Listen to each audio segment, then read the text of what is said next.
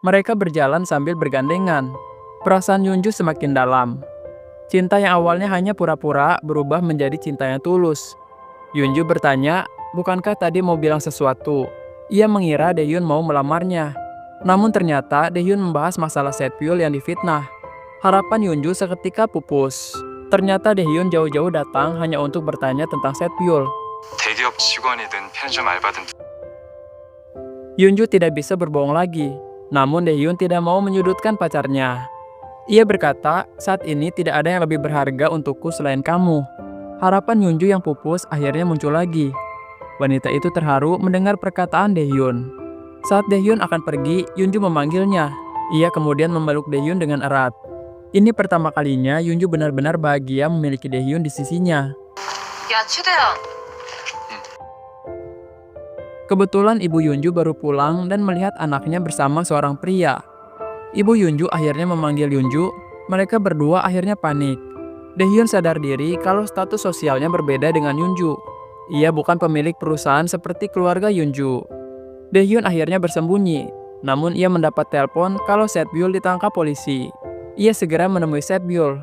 Sementara itu, Yunju mengaku pada ibunya kalau Daehyun adalah pacarnya. Awalnya aku ragu memperkenalkan pria itu padamu. Tapi sekarang aku sangat yakin meskipun kamu mengusirku, aku tetap akan bersama pria itu. 상식적이고 양심 있고 믿을 만한 진. Demikianlah Yunju akhirnya mencintai Daehyun dengan tulus. Bukan karena harta atau jabatan.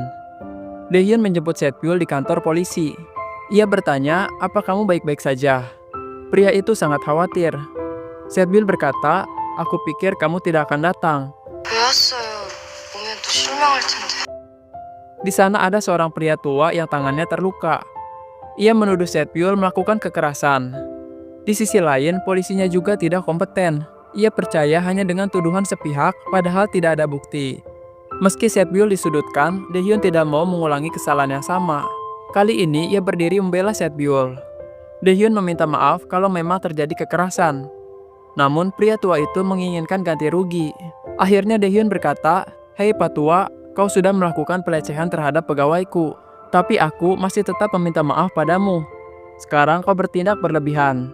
Setbyul sangat terharu melihat Daehyun terus membelanya. Daehyun kemudian mengeluarkan rekaman CCTV. Ia mau menunjukkan pada polisi kalau Setbyul tidak akan melakukan kekerasan tanpa alasan.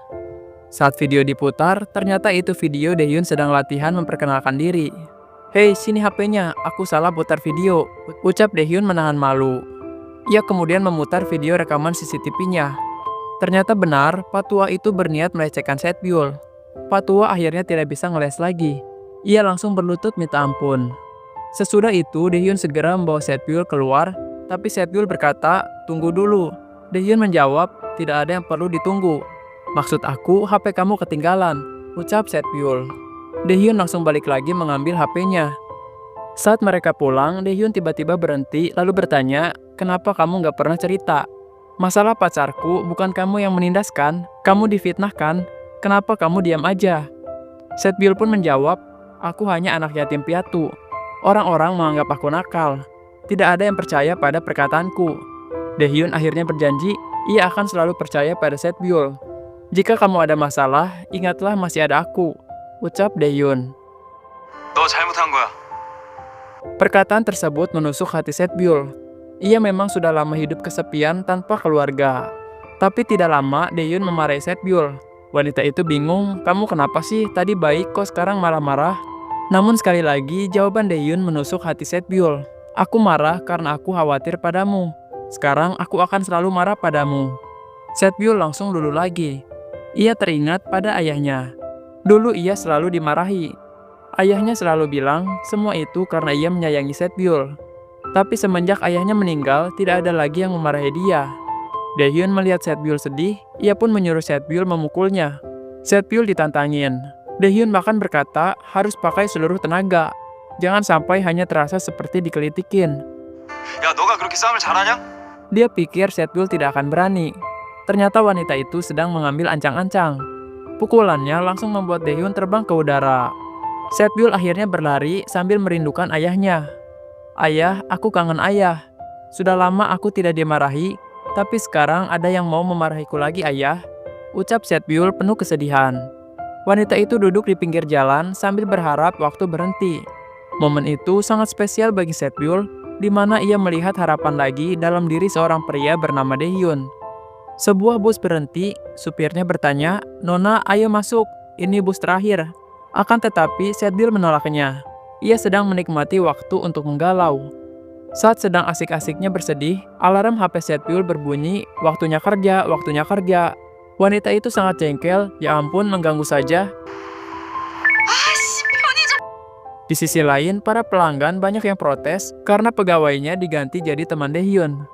"Hei, kenapa lama sekali? Antriannya sudah panjang," ucap para pelanggan. Teman Daehyun sangat tertekan. Tidak lama, Setbyul datang lalu menggantikannya.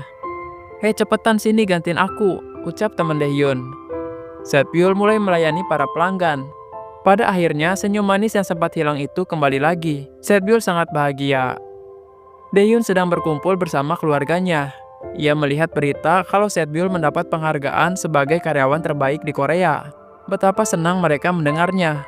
Semua bangga pada Setbyul. Keluarga Daehyun termasuk keluarga yang suportif.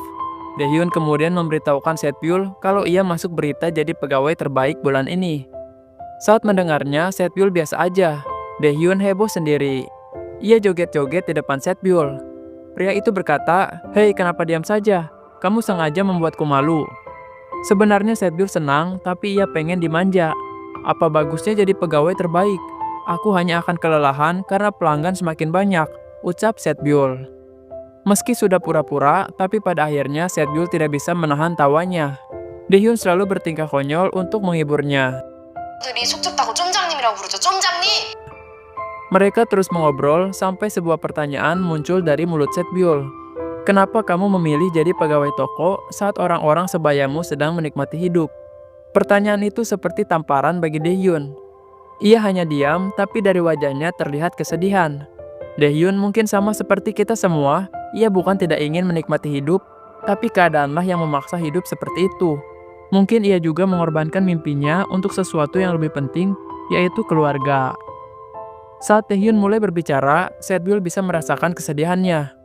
Namun di akhir cerita, Daehyun lagi-lagi menutupi semua dengan candaan. Setbyul tidak menyesal jatuh cinta pada Daehyun. Baginya, Daehyun seperti emas di dalam lumpur. Terlihat tidak berharga bagi orang-orang, namun sebenarnya memiliki nilai yang tinggi.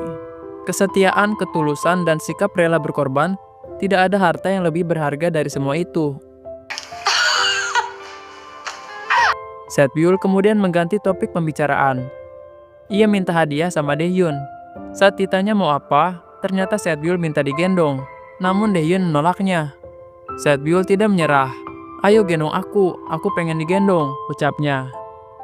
Karena dicuekin, akhirnya Setbyul jadi sedih. Namun bibirnya yang cemberut seketika berubah. Daehyun tiba-tiba memberikan bunga. Pria itu jadi so misterius. Setbyul menerima bunga itu. Ia sangat terharu. Ternyata Daehyun romantis juga. Daehyun memilih bunga itu karena memiliki makna kekaguman, rasa syukur, dan kesetiaan. Semua itu cocok dengan kepribadian Setbyul.